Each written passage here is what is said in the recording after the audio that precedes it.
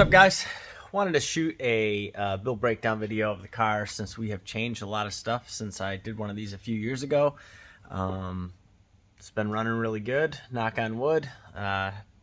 Did a track day since we got it back together. Been driving it on the street quite a bit, so wanted to go over it with you guys, everything that we've upgraded, some things that we've changed, and kind of give you a full rundown of what it takes to have a 7-second street driven small block Ford Fox body. Here we go. All right, so the basics on the car: it's a 93 coupe. Obviously started life as a 4-cylinder stick shift car, and it was actually reef blue to begin with. This color is torch red. It's a PBG color. It's a GM color, so if you ever see a torch red Corvette, this is the color that it is. Obviously I do paint correction, ceramic coating for a living, so the paint on this car is really good. Did not look like this when we got it. It's obviously been polished a bunch and coated, and it's well loved, that's for sure. The paint's pretty awesome on this car. It gets compliments wherever it goes. It's a great color. It looks a little orangey out in the sun, but real dark red kind of at night and, you know, under the lights. So I guess we'll start at the back of the car. It's got Weld V series wheels on it. They've been custom anodized black. Typically that inside ring is polished, but these are all black. It's sitting on ET Street, the Pros, the Radial Pros. Exterior wise, it just has a Motion Raceworks wing on it that we painted to match the car. It's got a Stroud chute that's custom mounted in the back.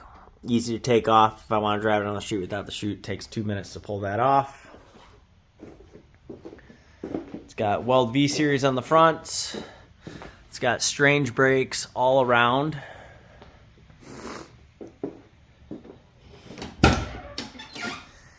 It's an 850 cert cage, but it has a couple extra bars. It's got this extra halo bar in it, which I really like.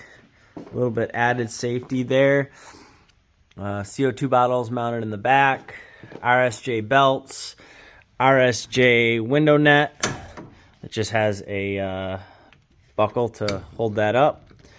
Thanks, Zach, for re-welding that for me.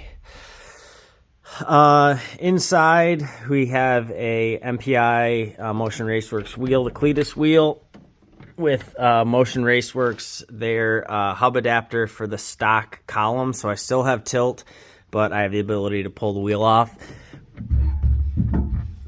which makes it really nice getting in and out of the car, especially with this extra bar. It's easy to get in and out.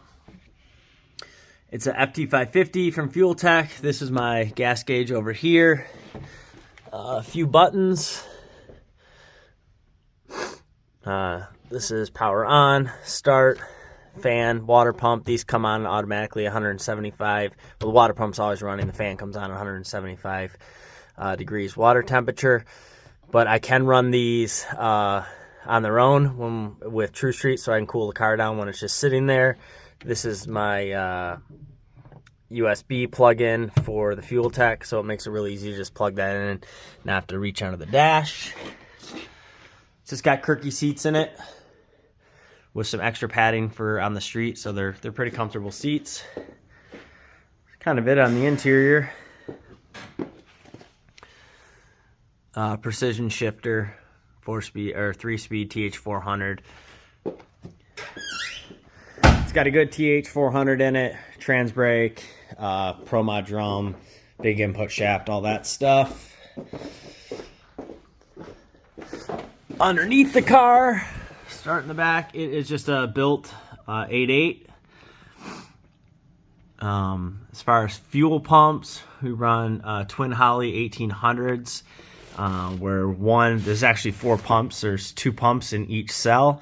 And we run one all the time, and then the second one's on a window switch based on boost. This one kicks on. But clean car underneath, obviously. Not a narrowed rear end, so the car is not mini tubbed, which might be something we do down the road. But I do kind of like the way it sits as is for driving it on the street. It's not slammed on the ground. All right, bumper exit on the exhaust. Just the downpipe. As far as the motor, it's a Dart 363. It's a 4130 5 now on the bore. We've gone up a little bit as we've had to go through pistons and bore it out a little bit. It's got diamond pistons, which have been coated by line-to-line coating with their abradable powder coating. It's got brand new scat rods in it, scat crank, LGM racing or development, shaft mount rocker arms, obviously a solid roller. That's kind of it for the internals of the motor. It's got brand new AFR 205 Renegade heads that have been Top Fuel hooped or Steve Morris hooped.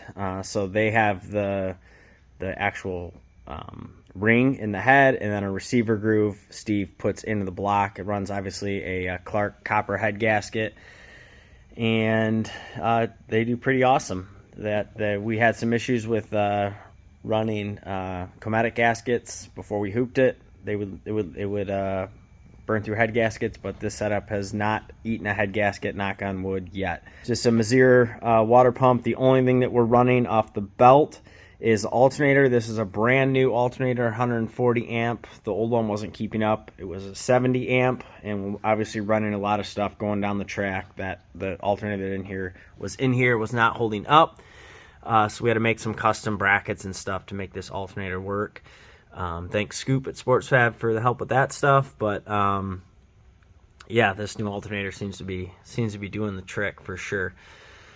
Turbo wise, this is a GTX 5518R, which is basically a class legal 88 millimeter turbo for X275. It's good for about 1600 horsepower, super efficient. Car makes way more power with this turbo at the same boost as the old turbo that was in here at the same boost level. So it's way more efficient. We're not even close to a back pressure issue yet. The old turbo we maxed out running 7s at over 2-to-1 on back pressure, so no issues with that. The car, like I said, is on a fuel tech. Some things that we've added since I did this last time is we added Fuel Tech's EGT CAN 4, so we can monitor exhaust temperature out of every hole. This has been awesome for tuning issues that we've had with anyone that's watched my videos with cylinder number 5. I've been able to kind of keep that cylinder in check, put a little bit extra fuel in it, a little bit less timing. The turbo kit on this car was made a very long time ago. Before I got the car, this turbo kit was made. It was made by Reed, I believe, at Work Turbochargers. It's awesome. You don't see Fox bodies that often with the turbo where it is. I love where it is. It's kind of out of the way. Can't really even see it. It's just a big air-to-air intercooler, which does an awesome job, especially driving the car on the street. Another very big change that we made this last time we had the motor apart is we switched to this Edelbrock elbow, which has a divider that runs inside the whole elbow. It's cast in there to help distribute the air evenly, which has helped to not pick on number 5 quite as much. Before, I just had that elbow up there. It was round, it was not port matched, and it did not do a great job of distributing the air evenly. It's still on a distributor, which is just basically sending the spark. Everything else is off a MSD crank trigger, with a hyperactive wheel. So that's doing most of the work. It's got a 7AL box in it, a HVC2 coil. It's got ID 1700 injectors in it. Might need to go a little bit bigger. Still not 100% sure on that. They're all right where we're at, but if we want to go a little bit faster, may need to upgrade those. It's got a tile wastegate, tile blow-off valve.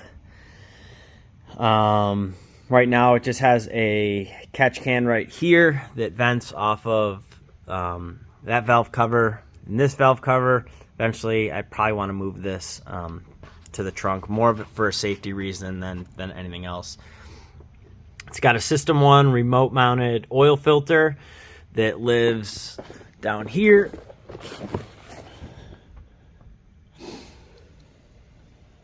got a Motion Raceworks diaper on it that you can see down there. As far as sensors go for the fuel tech, obviously we have the EGTs. We have a boost sensor. We have oil pressure sensor right here. We have the back pressure sensor that runs up right here. And obviously water temp sensor, fuel pressure sensor. It's got a brake sensor in it. It's got a drive shaft sensor in it. Also a Motion Raceworks part. Intake air temperature sensor, throttle position sensor. Kind of the basic stuff that you would expect. And then obviously we've added a bunch of other sensors. We do have the FT550 maxed out on input, so I would need an input expander if I wanted to put anything else in it. The EGTs kind of got us to the max. As far as suspension, it has QA1 struts in the front, which were just rebuilt. They were clunking since I got this car, so we just had them rebuilt. They're awesome now. The thing drives, sounds like a brand new car going down the street. In the back, it has strange double adjustable coilovers. We said the trans is a TH400. It's got a Pro Torque bolt together converter in it, which from the converter that came in the car, it lowered our RPM a considerable amount going through the traps, and the amount of slip is very small compared to where it was, so it's much more efficient going down the track. Pro Torque spec that specific for the car, and it is killer. Made a ginormous difference in performance of the car on the street and going down the track. I think that's kind of the rundown, the basic rundown. It's an old small block Ford, still doing work. Not an LS like everyone else does in these cars. Not a Godzilla, not a Coyote. You don't see too many small block Ford cars left, especially, you know, guys that are driving them on the street like this. So it's unique. People seem to enjoy that it's still a Ford and a Ford. I'm not like crazy brand loyal. I do think it's cool. It's easy to work on, being you know, a push rod motor, and we know every in and out of it. Dealing with it the last 4 years since I've owned it. One other cool thing that I point out is Justin made this bulkhead plate. So everything, when I want to take the intake off this car, all I have to do is loosen this and pull out the whole bulkhead, undo a couple push connect fittings, and I can take every wire, everything off with the intake. So it makes servicing the car super easy with this bulkhead fitting, to be able to just pull it all out. Pull it all out as one. Justin at D&D Performance wired the car. Those guys over at D&D helped me a lot with the tune-up and, you know, parts when I need parts. As far as rear gear in the car, I don't think I've ever mentioned that. It's a 308 rear gear with a stock first gear, 248 in the TH400. Our best to the 60 foot so far has been 116 or 117. Probably has a little bit more in it to the 60 foot, but usually I run this car in True Street. Prep isn't always great, so you know, we usually don't get after it at the 60 foot that hard, but I do want to go out one day and try to, you know, get a 115, 114, 60 foot if possible. It's got newer headlights I put in it. They're smoked. This lower valance, everyone asks me about this lower valance. Guys, I do not know where this came from. I don't think they even make it anymore. So if you're going to comment on that, I don't have an answer for you of where that lower valance came from. Give her a cold start here. Car hasn't ran in a few days. Power button's back there.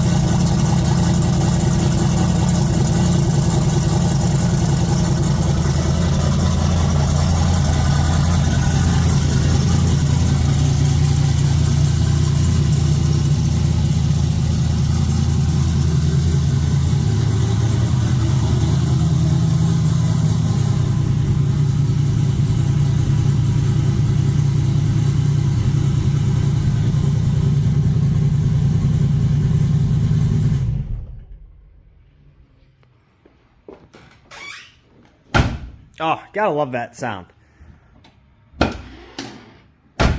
Anyone that's a Fox body guy.